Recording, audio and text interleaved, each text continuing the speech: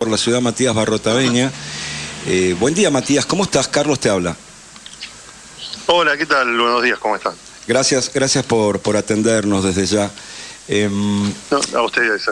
La primera cuestión por la que tomamos contacto está vinculada a algo que vimos por ahí, que están trabajando en una suerte de coordinación o compaginación frente a una inminente problemática con el dengue en la ciudad, ¿verdad? Sí, la verdad que estamos muy preocupados con el tema porque, bueno, ya desde hace años que este es un tema que nosotros venimos insistiendo en la legislatura y que desde el Ejecutivo se minimiza.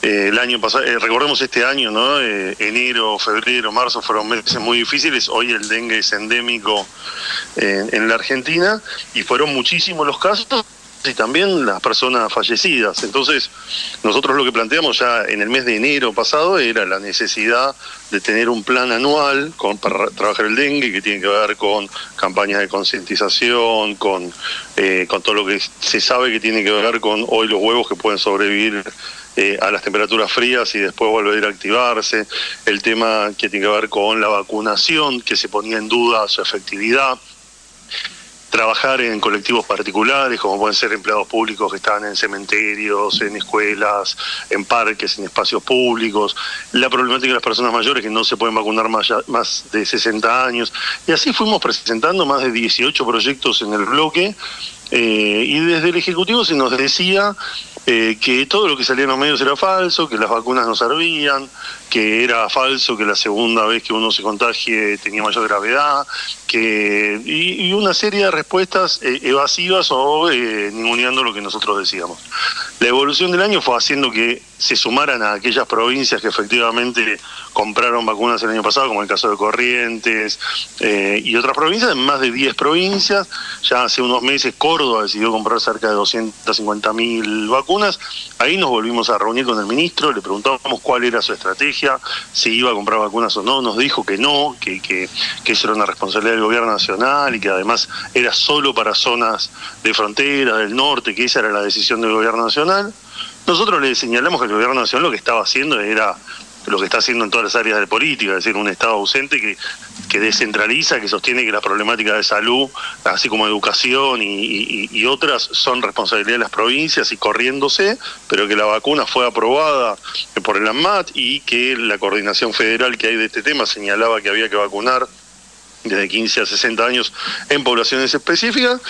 Nos dijo que no, y a los 10 días, cuando Kicillof y la provincia de Buenos Aires decidieron comprar 500.000 vacunas, salieron más con una estrategia de no quedar aislados a decir que iban a comprar 60.000 vacunas y que iba a haber turnos ahora a partir de fin de mes. La realidad es que no están pudiendo comprar las vacunas, que 60.000 no alcanza ni siquiera para la población que ellos definieron, porque se necesita cerca de 1 millón, que hasta hoy aquel que la podía pagar a la vacuna iba y se vacunaba, generando una desigualdad por un tema económico en un aspecto de salud, y hoy estamos frente a un problema donde vamos a llegar a noviembre, a octubre, a noviembre, muy complicados. Nos reunimos el otro día con trabajadores de la salud, que son los más preocupados, no solo por su exposición al contagio, por la necesidad de insumos que necesitan en los hospitales para poder trabajar, desde mosquiteros hasta tules y demás, sino porque saben que se les va a venir la gente a exigirle a los ESAC vacunas y ellos no las van a tener, y se generan conflictos donde ellos son la primera línea frente a una ausencia del Estado. Así que todo este combo nos preocupa muchísimo, no queremos alarmar, pero a la vez estamos viendo que estamos llegando tarde de nuevo, ¿no? Matías, ¿cómo te va? Raúl Varela te saluda. ¿Qué tal? Sí, tenés razón, estamos llegando tarde porque además, teniendo en cuenta cómo es el programa de vacunación, la segunda vacuna, que es cuando se completa todo el programa de vacunación y cuando vos quedás verdaderamente inmunizado contra el dengue, recién se da a los 3 meses. Entonces, ahora estamos en septiembre. El programa de vacunación creo que comienza este lunes. Es decir, que hasta fines de diciembre no se puede dar la segunda dosis. Vamos a llegar, mucha gente va a llegar enero, febrero sin la segunda dosis cuando el dengue esté en su máxima exposición. Ahora, hay una contradicción importante, ¿no? Sí, decime. Con respecto a eso, una sola cosa, que es que lo que Esto es difícil porque la verdad que uno de los aspectos que más cuestionamos es el tema comunicacional. Claro. Nosotros sabemos siempre, ¿no? Cuando hay una política pública y cuando hay que hacer una inversión en un tema de salud, juegan intereses, grupos de presión, gente que no quiere gastar en esto, gente que quiere que le compren la vacuna. Entonces uno tiene que tratar de sacar el ruido de todo eso porque escucha especialistas que dicen cosas contradictorias. Recordemos en la pandemia, ¿no? Con la vacuna de COVID y demás. Ahora lo que nosotros tenemos como certeza es que la primera te da un 70% de cobertura y que una sola dosis es muy importante. Digo esto porque hasta yo creo que habría que manejar la opción de que las 60.000 no sean 30.000 que se dan las dos dosis, sino que sean 60.000 personas que se den por lo menos en la primera. Pero bueno, son cosas que no tiene que definir, no sé, un politólogo como soy yo, no, seguro, asesores, sino justamente especialistas. Ahí está lo que vos decís, la falta de información, porque yo he leído esto que te he comentado, que recién con la segunda dosis vas a tener la inmunidad necesaria como para que si te contagias de dengue no sea tan grave el problema de salud. Bueno, sin embargo, el ministro de Salud hace unos días criticó al gobierno nacional diciendo que no ha articulado ninguna política con respecto a este tema del dengue con ellos. ¿Vos cómo estás viendo esta situación? Chocolate por la noticia, ¿no? O sea, la verdad que está claro lo que el gobierno nacional hace. El gobierno nacional está comprando 150.000 a nivel nacional y que supuestamente va a girar sobre estas poblaciones que se definieron en principio de 15 a 19 años y después ir escalando por edad. Eso a la ciudad no le va a tocar nada. Tenemos 3 millones de personas en las áreas, si vamos por población a riesgo, si vamos por edades que se señalaron y demás, necesitamos cerca de 1 millón de personas vacunadas.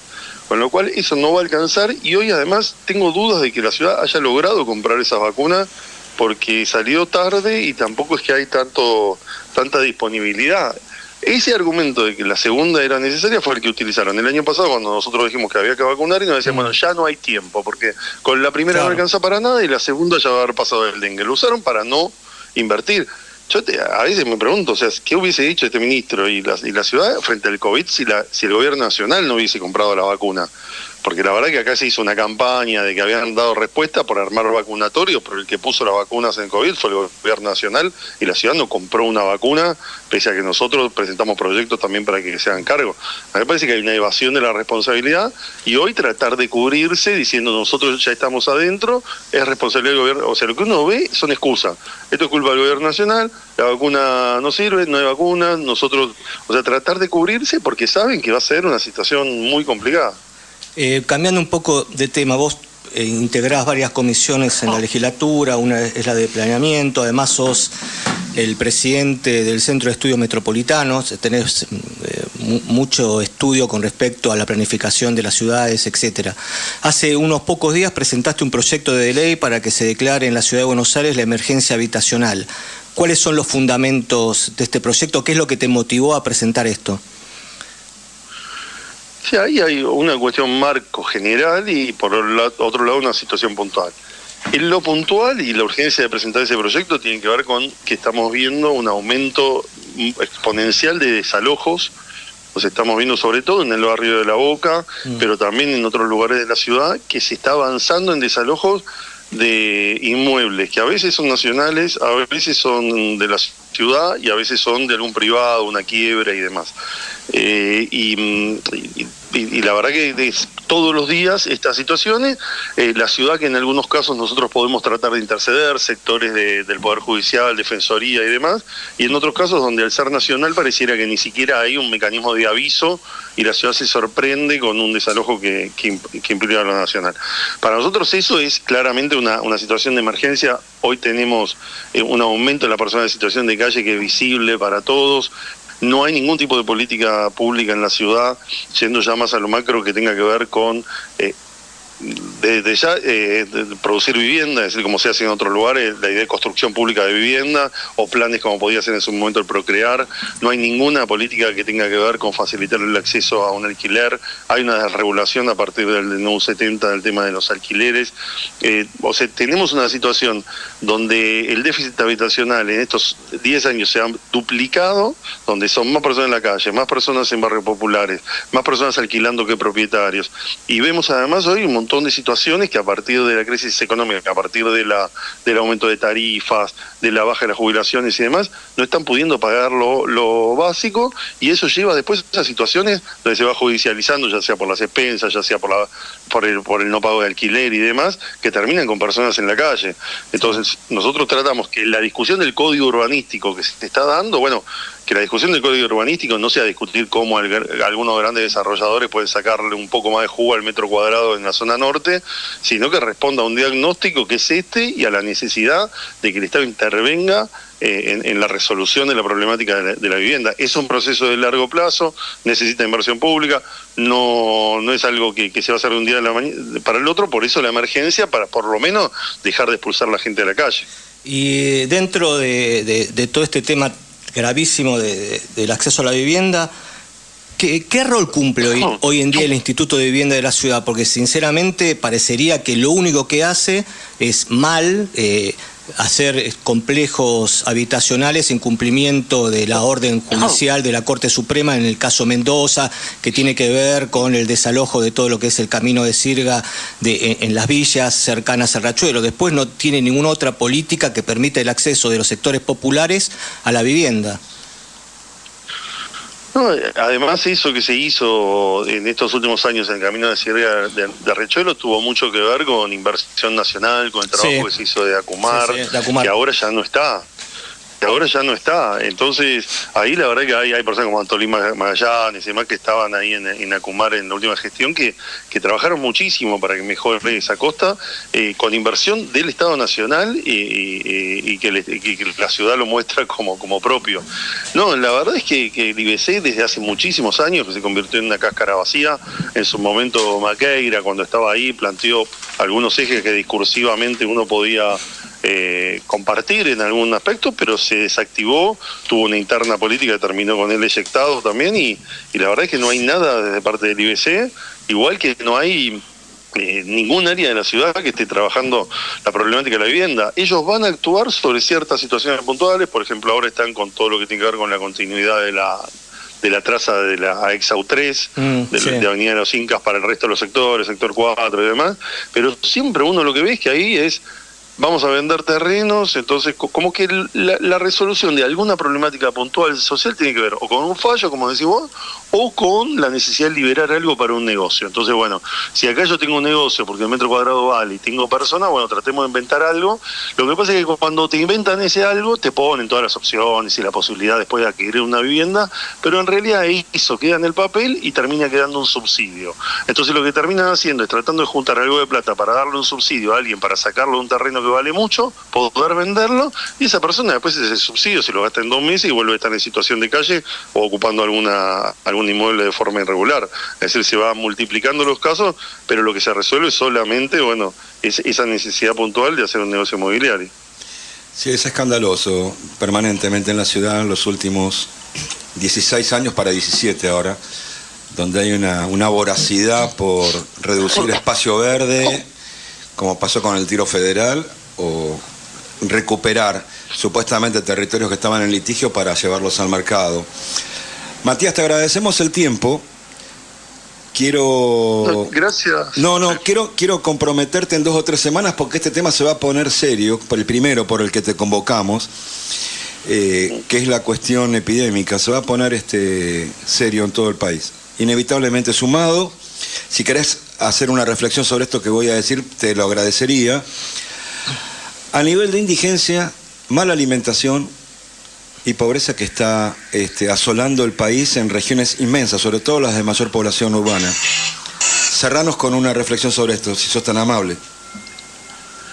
Sí, ahí en particular, a ver, en la ciudad de Buenos Aires, nosotros también hace 2 años que presentamos un proyecto de hambre cero, de indigencia cero. Es bastante simple, lo puede hacer con los fondos que no está, subejecutó 800.000 millones de pesos en la primera en el primer semestre, pese a que le ha caído la recaudación un 16%, que las transferencias de nación han caído de forma abismal, además de los fondos específicos para salud, para educación y demás. Y la ciudad tiene los fondos para poder tener indigencia cero, que sería un programa bastante simple de completar los ingresos de los hogares que reciben AOH, ciudadanía porteña y demás, con lo cual es un problema que en la ciudad se podría resolver.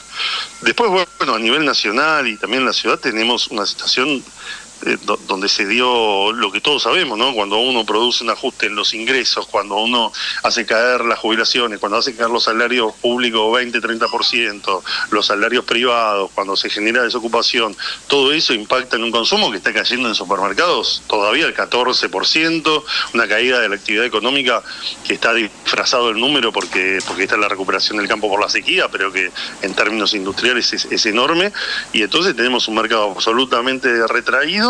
Y eso impacta en todos los sectores sociales, porque eso que dicen, ¿no? Hay sectores que cobran, no sé, el plan alimentar o el AOH. Está bien, pero esas personas no viven de eso. Completaban sus ingresos con changas de otros sectores de clase media baja, de clase media, que hoy las restringen porque no tienen ingresos y porque tienen que pagar las tarifas y porque les cayeron sus ingresos. Entonces es un circuito donde solamente hay un 3% de la población que tiene mecanismos de renta, seguridades en términos de cómo puede hacer y cubrirse en la timba financiera o ingresos a partir de esta renta, que puede sobrevivir. Para el resto es un escándalo, y la verdad que uno no ve que haya una posibilidad de que esto se revierta por este camino económico. Y del otro lado, un esquema represivo que terminó metiendo presa a gente 3 meses por haber ido a manifestarse en un principio básico democrático, con lo cual la verdad que es una especie de olla a presión que uno dice, bueno, ¿cómo esto va a continuar? Que me parece que este último mes empieza a haber una crisis en la imagen del gobierno y un comienzo de cierta sensatez de algunos sectores que ven que esto, más allá de la esperanza que puedan haber generado, está yendo cada vez peor, ¿no? Que tengas un buen fin de semana, Matías. Gracias, por cierto. No, gracias a ustedes. Hasta luego.